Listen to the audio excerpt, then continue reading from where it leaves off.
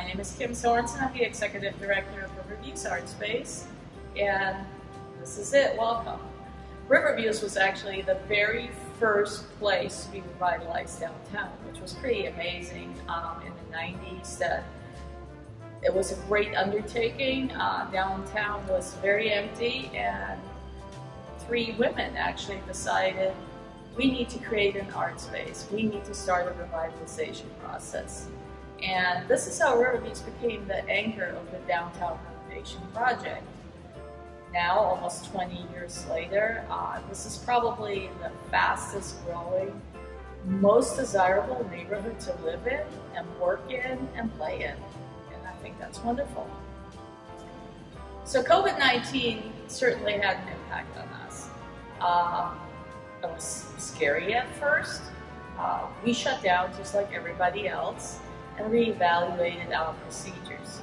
But you know, times like COVID-19 is when you need the arts the most. You need something to comfort you. You need something to embrace, to give you that momentary break, right, during everyday life.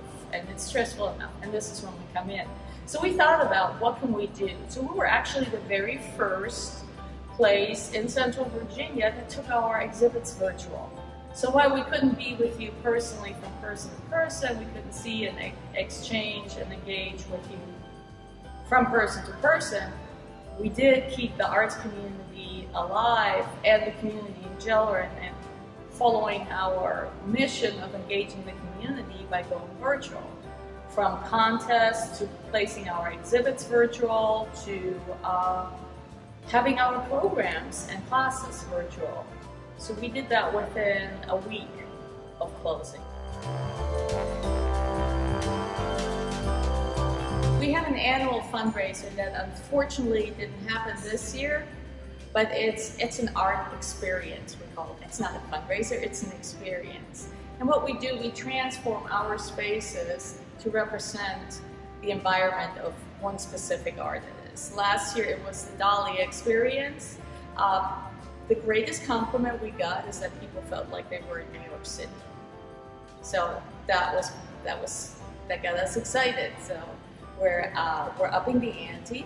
This year it was supposed to be the Andy Warhol experience, at which we would do a combination of Studio 54, one of Andy's favorite hangouts, and actually what was called the Factory, his art studio where people, everybody from you know, Mick Jagger to Blondie to the rich and famous and even royalty would come and hang out at.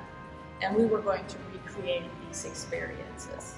Another big event we have annually, since our mission is to provide a platform for artists, we also want to talk about the creatives that create natural products, right? We have a really strong cultural narrative of makers here. So once a year we have Makers Brunch, which is a fantastic opportunity to see all the creative products that are being done in this region. You can purchase them, you can talk to the artists and see how they make it.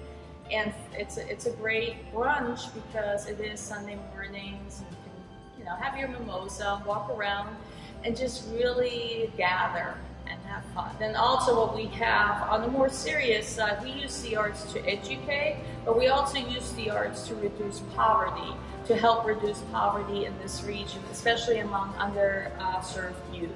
We have a digital media arts lab that's top of the line in equipment and technology, which we use to train underserved youth that often has a digital divide to have better opportunities later in life. So when they graduate high school, they have equivalent skills to perhaps a graphic artist or a digital media specialist. So we're really excited about being back open. We miss the community.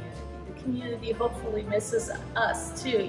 We're excited that artists and the community can engage with each other again, to really take it in.